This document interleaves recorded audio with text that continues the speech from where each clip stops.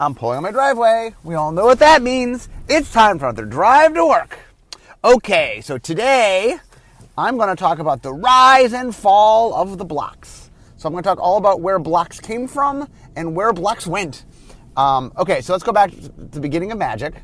So back to 1993. So Magic comes out. Then in the end of 1993, 1994, we start putting out expansions. The early expansions were really just individual expansions that did individual things. There was no really cohesiveness to them per se. They were just kind of bouncing around doing different things. So then we put out Ice Age in the summer of 1995. Ice Age was very popular. People liked Ice Age. Then we put out Homelands. People did not like Homelands. Homelands did not go very well. And then there was a gap of time before we put out Alliances. And there was a lot of pressure riding on Alliances. I've had podcasts all about Alliances. There was a lot of pressure. And so one of the things they were trying to do is figure out, okay, how can we maximize our chance that Alliances will be popular? That was a big concern. Because they had seen that Ice Age was popular and that Homelands wasn't. And that the team that was designing Alliances was what we call the East Coast Playtesters. Scaff Elias, Jim Lynn, Dave Petty, Chris Page. And they were the same people that had done Ice Age. So they were trying to connect, like one of the things they were trying to do with Alliances is like, okay, how can we make how can we say to people, Alliances is like Ice Age, it's not like Homelands. And the idea they came up with is, well, what if we just said it was set in the same world? It was a continuation. Now, given when they designed Alliances, that wasn't really something they did. All the connections, the through lines creatively, the reference to snow, all of that was added in after the fact. When the East Coast Playtesters designed Alliances, they were just making another set. They weren't trying to make a second Ice Age. That wasn't their intent. But Wizards, in order to try to give Alliances the best chance possible, really pushed hard to make this connection. Hold on 1 second, I gotta get out of the way. Sorry, safety first. So Alliances was put out as kind of more Ice Age. And like I said, we added, like, for example, any reference whatsoever to snow-coveredness, and there's not a lot of them. We added that in development. The creative kind of gelling it together, that was done after the fact. And so it came out, and it sort of gave the year a little bit of a feel. Like, one of the problems early on that Magic was facing was that we were realizing that there were resource issues, as we were trying to sort of explore new things. Like, what happened was, okay, so we put out Alliances, it's connected to Ice Age. So then we get to Mirage. So Mirage had been designed by a different group of playtesters, what I call the bridge group playtesters, which Richard had met through a bridge club. And so we're talking about Bill Rose, Charlie Catino, Joel Mick, Don Felice, Elliot Siegel, Howard Kallenberg, the people who made Mirage. So it was originally called Menagerie. But they had made enough that they actually had enough not just for a large set, but also for a small set. So they had designed enough for both Mirage and Visions. And so the idea was pitched, well, what if we kind of do what we did with Ice Age, but just do that? Like, usually the idea was we'd put out a large set in the fall, and then there would be two small sets that follow. We started to create a pattern that we wanted, which was one large set, two small sets. And then to give it some cohesiveness, they're like, okay, well, what if we just said these are all the same world? That we're going to Jamora. Okay, what if all three sets, what if Mirage and Visions and Weatherlight all took place in Jamora? Now, Mirage and Visions already, like, they were designed to be, they basically made a set so big it had to be chopped up to fit. So Mirage and Visions were already there. And the idea was, well, what if we just set Weatherlight in the same place? Now, Weatherlight was designed by a different group. It had a different theme, and it originally had a graveyard theme. What if we just did that, and then we could call the year kind of a cohesiveness? It'd be the Mirage block. And the Mirage block was the first block that was kind of planned, like sort of sold as a block. Ice Age was kind of after the fact. Like when Ice Age came out, no one knew that Alliances was going to be sold as from Ice Age, from Tertiaire. That wasn't what was the plan. That's the place, Ice Age takes place. And so Mirage was the first step. Like, okay, we're going to sell this, and it's going to be a thing we're going to do.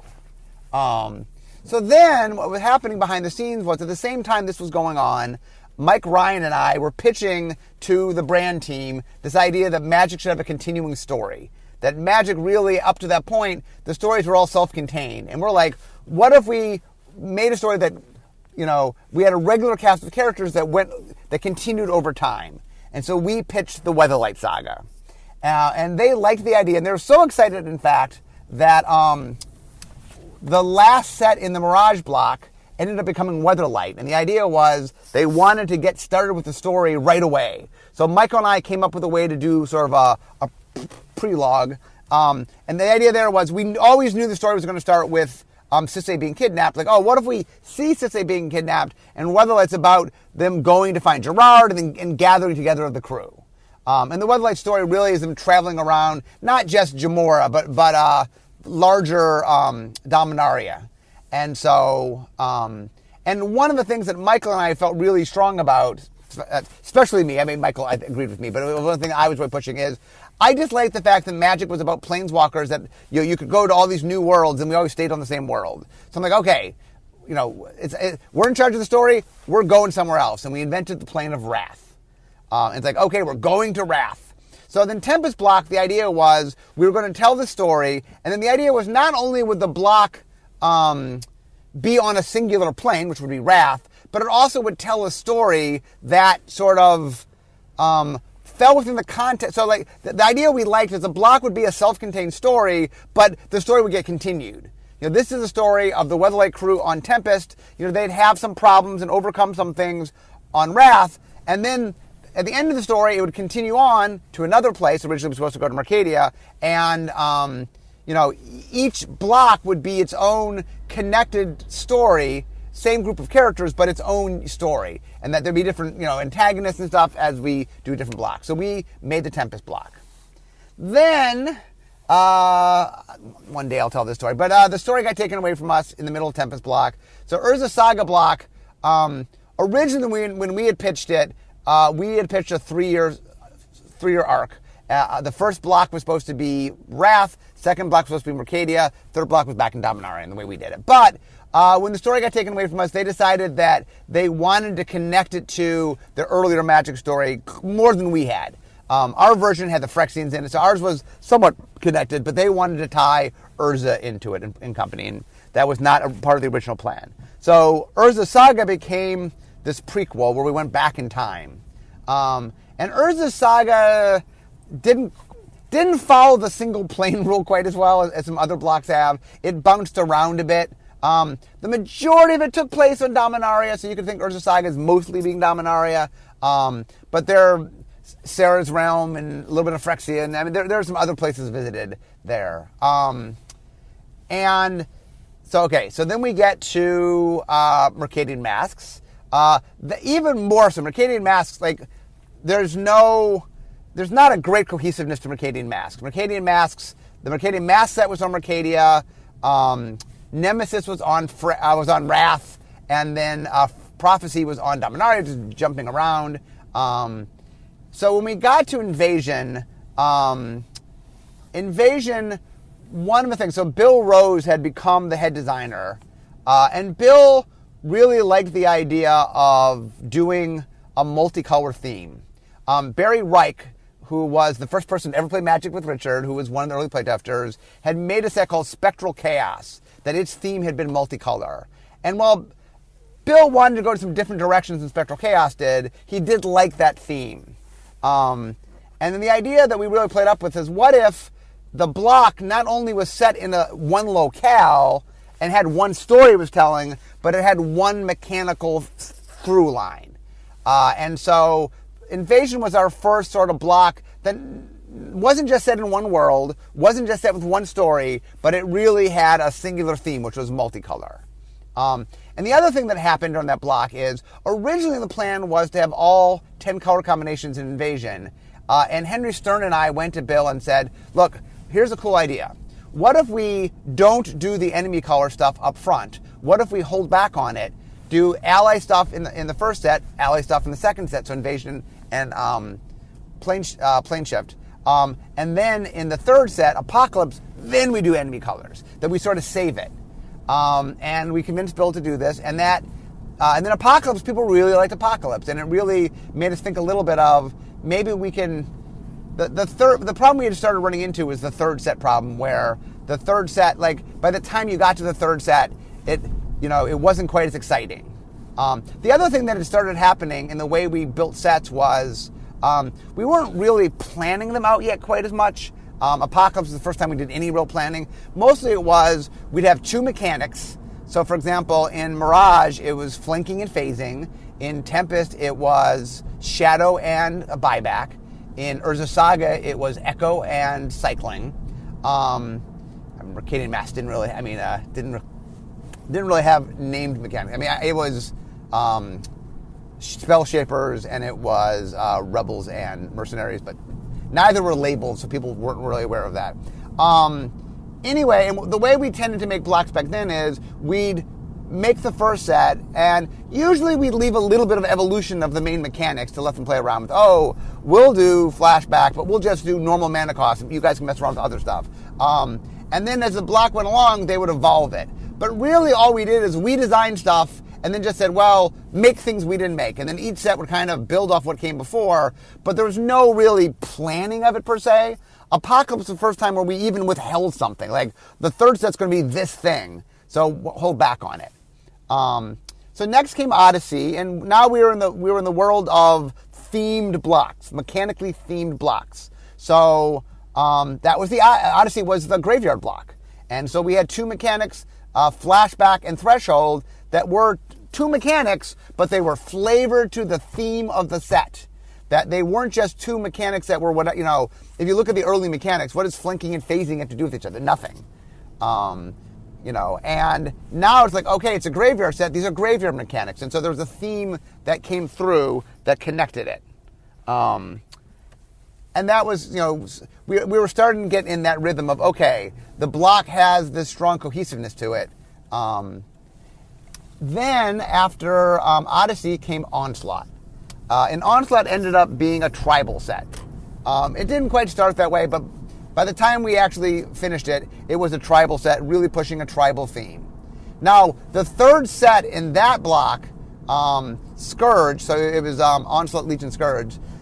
Legions did this quirky thing where it had all creatures, and then Scourge did this sort of deviate a little bit and did this dragon theme that, okay, it was a tribal theme, but none of the previous two sets had really done much with dragons per se. I mean, there was a few dragons, but...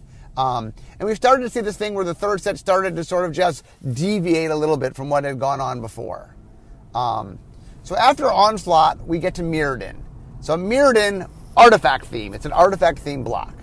But one of the problems we got into with Mirrodin was we kind of developmentally made some mistakes. And by the time we got to the third set, we couldn't do what we had done in the first two sets.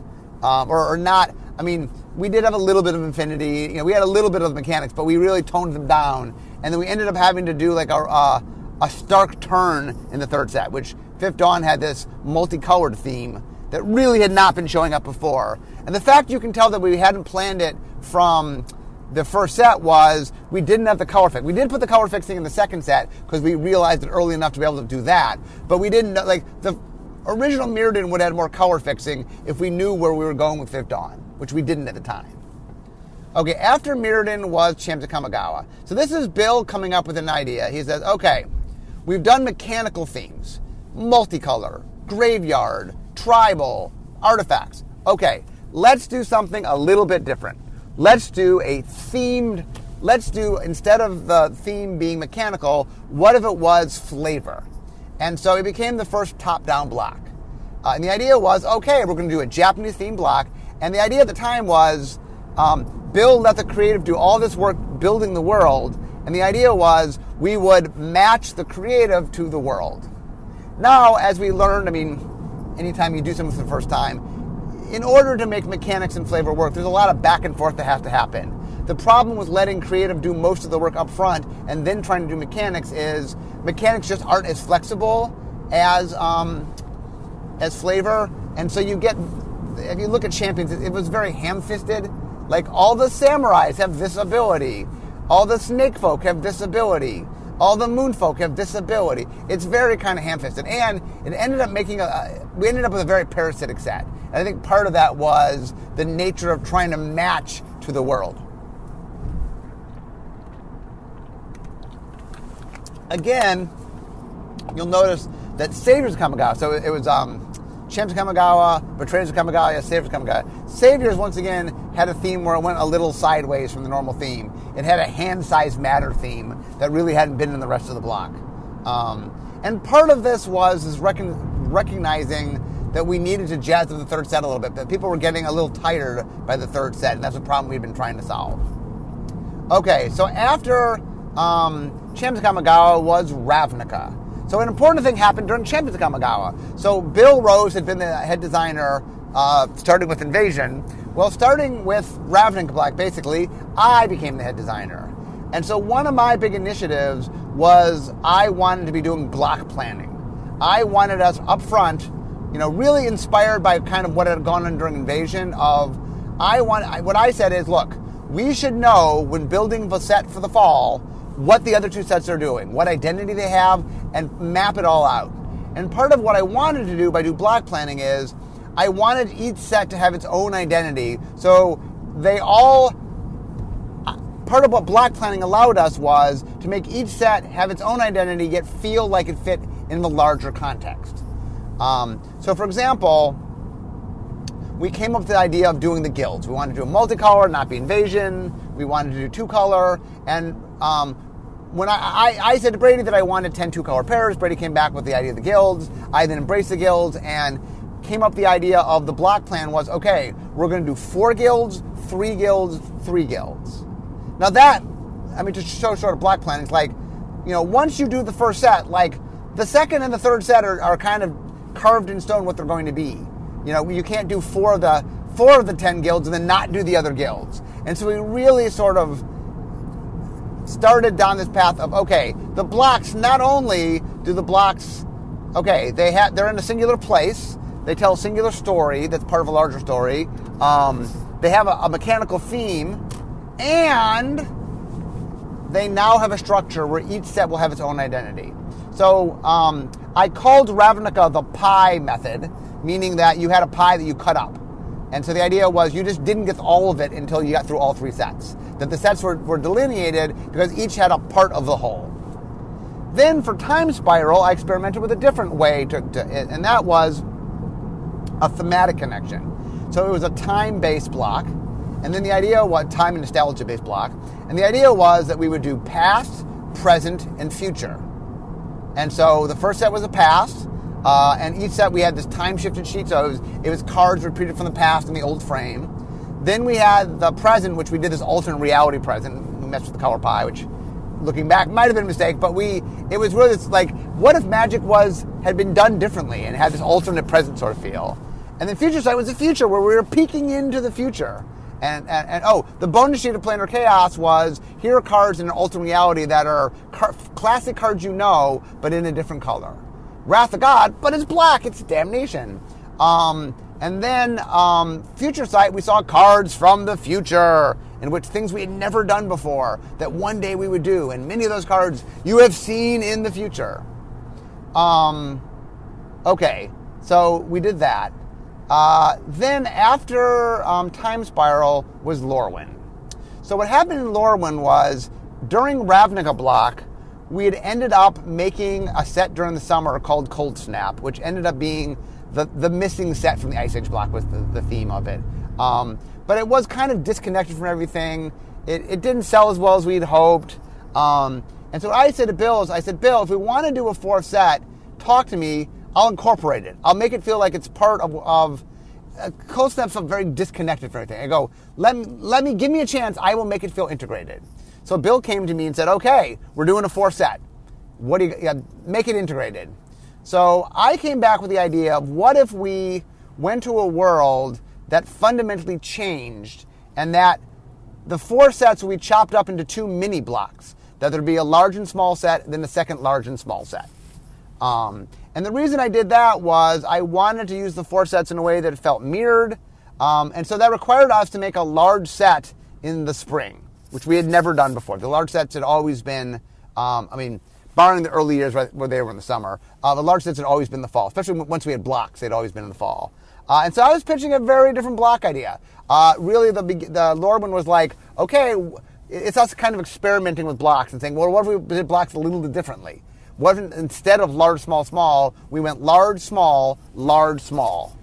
And the idea was that Lorwyn had a theme, Lorwyn block had a theme, which was tribal. Shadowmoor block, mini block had a theme, which was hybrid. But they were designed so that each one played nicely with the other. And Shadowmoor did very well, especially for a spring set, partially because it was a large set. And really introduced the idea that, you know what, we aren't tied necessarily to sets, like sets could be big. Sets that normally were small maybe could be big. So then after Lorwyn was Shards of Alara. So that's us going back to large, small, small. That whole block was defined by, Bill had come up with an idea that he wanted the first set to be 3-color and he wanted the last set to be all gold. So we ended up getting this 3-5-2 sort of theme. And there was a sort of mechanical connection. So each set had its own identity, once again. Part of block planning was they had it was a gold year, but there was a progression to what was going on. After after Shards of Alara was Zendikar. So with Zendikar, we played around the idea of what if it goes large, small, and the last set is large. And the idea we played with that year is let's just make the large set its complete own thing. We had originally talked about it being a completely different plane, but the creative team didn't have the resources to do that. So they came up with a reason why we'd stay on the same plane, but something fundamental would happen to the world so that it made sense that the mechanics would change. And that was the release of the Eldrazi. So Rise of the Eldrazi, was its own set that had its own play pattern, its own mechanics. It was, while it took place on Innistrad, it had mechanically nothing to do, or very, very little to do with Innistrad. Some of the creature types and stuff stayed. Some of the creative backdrop stayed, but the mechanics completely changed. And the lesson we had learned from that was that it was a little bit too disconnected. Okay, so next year after with Scars of Mirrodin, so that block we tried something a little different. I was really into the idea of using the blocks not just to have a mechanical theme, but a tonal theme. And Scars of Mirrodin was the reintroduction of the Phyrexians. I really wanted the Phyrexians to be something that scared people. Like we were reintroducing them, and I wanted, like they were one of the big bads. In fact, the first big bad of Magic. And I really wanted to reintroduce them in a really powerful, scary way. And we came up with this idea of using the block structure itself as a gimmick to make the set do something different. And what had happened was, we're back on Mirrodin, the Phyrexians are here, there's a giant war in the middle set, Mirrodin Siege, and then the third set, we didn't know the outcome. In fact, it could be one of 2 different sets. It could be Mirrodin Pure, that Mirrodin wins, or New Phyrexia if Phyrexia wins. And the audience didn't know what it was going to be. We actually advertised both sets. You didn't know. It ended up being New Phyrexia, obviously. And the New Phyrexia, we ended up making a little bit bigger than a normal set. It wasn't as large as the spring large sets had been, but it was kind of a medium-sized set, something different that we had introduced. Okay, so after that, we get to Innistrad. So Innistrad was another experiment. We wanted to do large, small, large. And the idea, again, was this large will be in a completely different place, a different plane. In fact, originally, large, small, large, the last large set was going to be Innistrad. We ended up moving it up and ended up giving Innistrad Dark Ascension. And then we did the same thing because of resources okay, we had a major event happen, which was the breaking open of the Hell Vault. And then the last set, it was connected to the world, but the release of the Angels and Avacyn, instead of being a dark world, it got to be a brighter world. And that time we had a little bit of overlap. Undying carried through. There's some more tribal stuff that carried through. It was its own large set. It had its own mechanics. It was drafted by itself, but there was a little bit more connectivity between them.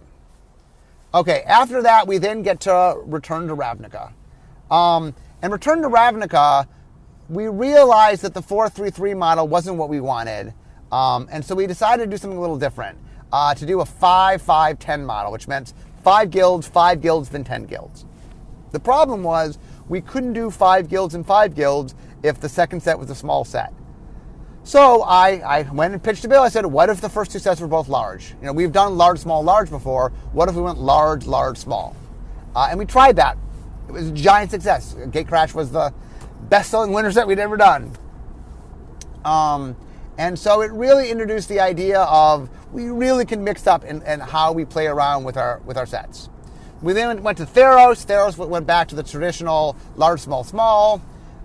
We had struggling. The third set, once again, was really suffering from the third set problem of just the audience is getting tired by the third set, and it's hard. In Theros, I had a whole theme, this enchantment theme, that I didn't do in the first 2 sets. So the third set kind of a theme I know the players really wanted. And the response from the players even then was, you should have just given this earlier. Why'd you make us wait for it? So the next set was Khans of Tarkir.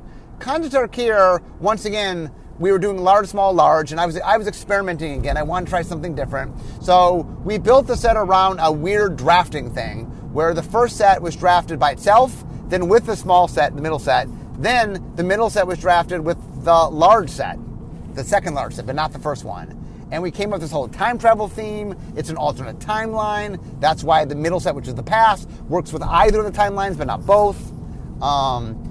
And really, we sort of cemented the idea that we could do different kinds of things. And then after Khans of Tarkir, we came to the conclusion that the third set was just causing us too many problems, and we had sort of beefed up our creative team. What if instead of making 1 world a year, what if we did 2? What if we did 2 blocks a year? And so then we shifted the blocks from being quite as long. So instead of 1 long block in a year, we had 2 shorter blocks. In order to make this fit, we got rid of the core set. And so we had large, small, large, small. Really, we used Shadowmoor as kind of the template. Lorwyn Shadowmoor block is the template. Those 2 worlds have been connected. Lorwyn and Shadowmoor are the same world. But the idea is we could just go to different worlds. And so we went to Zendikar for Battle of Zendikar. We went to Innistrad for Shadows over Innistrad. We went to Kaladesh. We went to Amonkhet. We went to Ixalan. And so we went around and we tried a lot of this. And we tried very hard to make sure the second set had a unique theme to it. The Battle for Zendikar, there was a war. It's the gathering of the Gatewatch in the small set. In Shadowmoor, in Shadows over Innistrad, we see this mystery set, and then we had this sort of, you learn about Emrakul in the second set.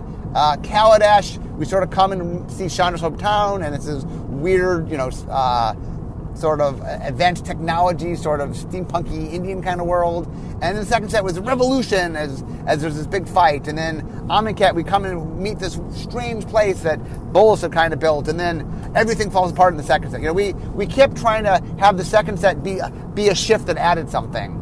And finally, we came to the realization that the second set's, we had gotten rid of the third set because we thought we had a third set problem. And we're like, you know what? Maybe the issue is just small sets altogether. We did some research and found that what players liked best was drafting all of the same large set. So we sort of asked ourselves, okay, maybe the idea of having, we had built up the creative team such that we weren't, a lot of the early limitations of some of the block was, look, we have only so many creative resources, let's stay in the same place so we can reuse those resources. We had built up the team, we were able to do 2 worlds a year. We actually asked the question, could we do 3 worlds a year? And the idea that we came up with was, well, what if we, small sets were causing all sorts of problems, and we're like, okay, what if we did away with small sets? The problem was doing 4 large sets was just too many sets. But that's when we realized that maybe we had taken away the core set, and the core set has issues. There are definitely things, it went away for reasons, but we realized when we tried to replace the core set that nothing we were using to replace it did as good a job as the core set of kind of being this introductory thing that helped people get into the tabletop version of the game. And so we decided that we needed to bring the core set back and said, okay, well, we want the core set back. And in order to make the core set, that meant that we could do 3 large sets, because 3 large sets plus a core set was the right number of cards that we could do a year, because the core set had a lot of reprints. And so we signed up for that. And so starting with Dominaria, we just did single large sets that were drafted alone.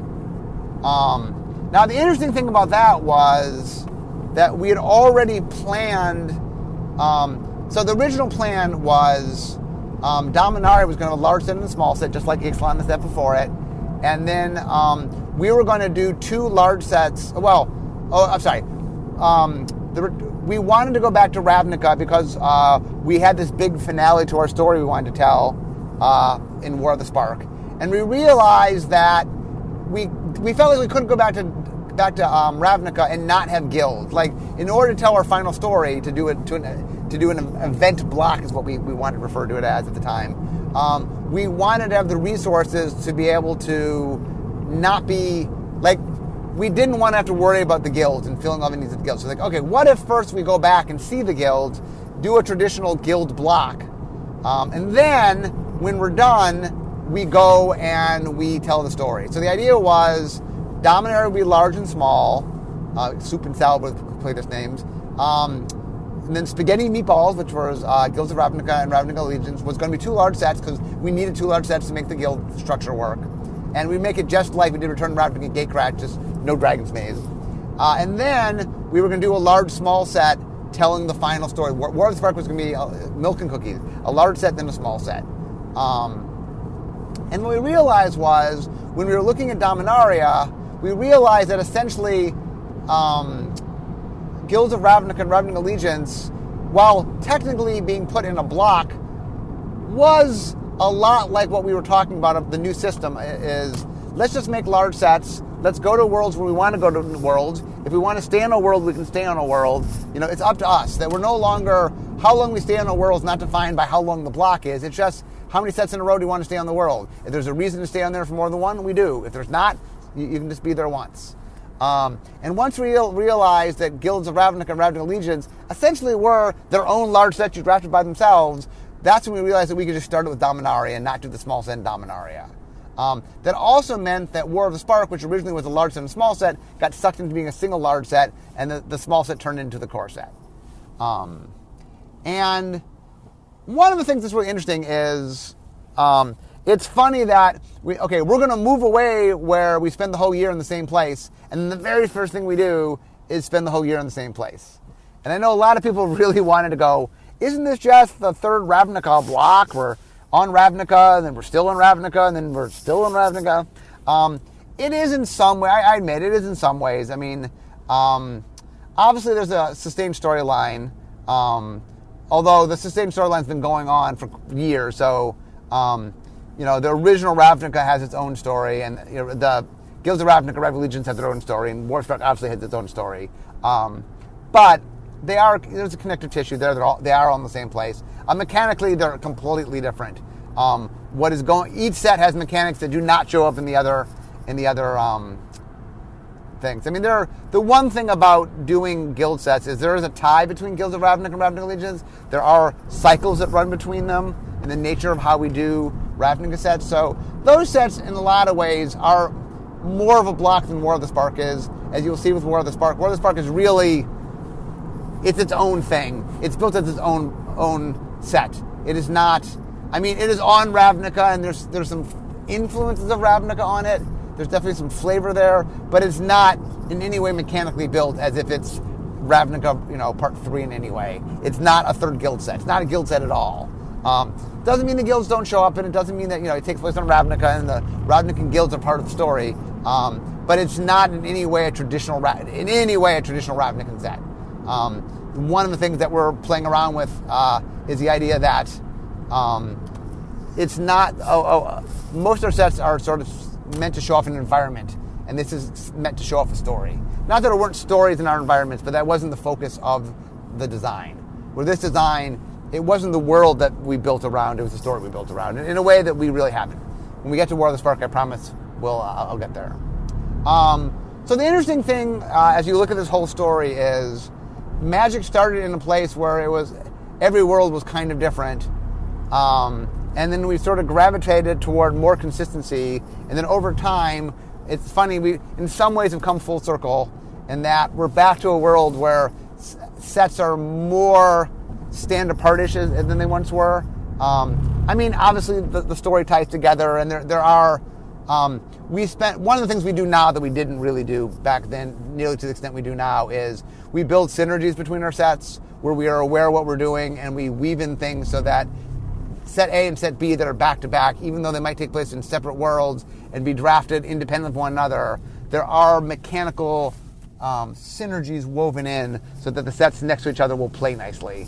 And that is something that we do now. So there is, while blocks as we know them are kind of gone, there still is a lot of the synergy, like a lot of what we used to do in a block to tie the block together. There we were tying together through like the same mechanics.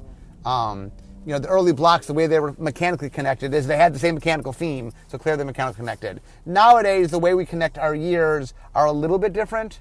One of the things you'll be seeing, for example, and like I'll have to be vague right now, but there definitely, you'll see us playing around with using new tools to make connective tissues of the year's worth of sets. It is not, in some ways the old block system was a little more blunt, and some of our new tools are a little less blunt, but we are definitely doing some things to make sure there's some cohesiveness. So while blocks are sort of no longer a thing per se, that doesn't mean that we are not thinking about our sets in larger contexts, and that very much I do think about the fall and the winter and the spring set in conjunction with each other. As the guy who plans this stuff, it is carefully thought out. There's a lot of it's not just me working in it. We work with set design and play design. Like one of the things that we actually work on now is trying to make sure that what we're doing can be, balanced well and develop well, and that we're making synergies that we can build up and pay off. And then we do a lot of work to make sure that what we are doing is setting ourselves up to give ourselves the right tools to then build really clean, balanced environments. And so while old school blocks are a thing of the past, a lot of what blocks represented really aren't gone. A lot of the planning, a block being gone doesn't mean we don't plan anymore. In fact, we plan more than we ever did. It just means that we have the abilities and the capabilities to sort of do more and different stuff. And that one of the things we've found is that the players really enjoy. There's something really fun about going off and exploring a brand new. I mean, when I say a new world, it could be Return, but it's fun sort of bouncing around the multiverse, if you will. And so, we are staying on Ravnica for a full year, but that is going to be the exception, not the rule. As you see moving forward, we'll be bouncing around a bunch and revisiting old worlds and going to new worlds and doing all sorts of cool things. So for those, I can't tell you what's coming just yet, but exciting things are on their way. So anyway, on this little look back on the blocks, as somebody who was here when blocks started and was very involved in a lot of those early decisions, and obviously was involved all the way through, from adding in the story component to changing planes, to adding mechanical themes, to doing block planning, to adding tonal themes, to experimenting with the structures, to shrinking the structure, to just abandoning the structure. I was there for all of that. So it's funny. I mean, this is one of the ones where I look back. This is kind of like when my daughter graduated from high school, that we sat around and started talking about all the stories of her growing up. And I feel in some ways this is like Block story as Block grew up and it graduated and then didn't have to be a Block necessarily anymore and went on to bigger and better things. So one of the things that I'm going to work on is we use the word block to mean some stuff, and that because some meaning of block has gone away but others hasn't, it's weird, and that I would like to have a name, for example, of a year's worth of stuff, but it's odd to call it a block in the sense that there's other connotations when you say block. So I really need to get some terminology of what kind of that unit of time is because that is something we think about. So anyway, I am trying to, when I get the vocabulary, I will share it with all of you. But I do want to say that in some ways, while the blocks as we know them are gone, in many ways, blocks have just matured, they graduated, and they are, in some ways, the way we structure things, the block always represented how we structure things. We still structure things, we still connect things. A lot of, the block in some ways isn't really gone as much as it's metamorphed into something different. And that, as we move forward, I will share that with you. And there's one of the things, I live 2 years ahead. I'm very excited, 2 years from now when we get to look back a little bit and talk about some of the early post-block years of sort of how we did things and how we designed things. There's a lot of cool stuff coming. We're not quite there yet, so I can't talk about it yet. But I do sort of want to say as I end the story of the blocks, this isn't like a funeral or anything. The essence of the blocks isn't really gone. It's just kind of changed into something a little bit different. So moving forward, I will have other podcasts where I talk about that when we get far enough that I can start discussing it. But anyway, I hope you guys enjoyed the walk through the blocks today, from the creation of the blocks to sort of them sunsetting away. But I am now at work. So we all know what that means. It means it's the end of my drive to work. So instead of talking magic, it's time for me to be making magic. I'll see you guys next time. Bye-bye.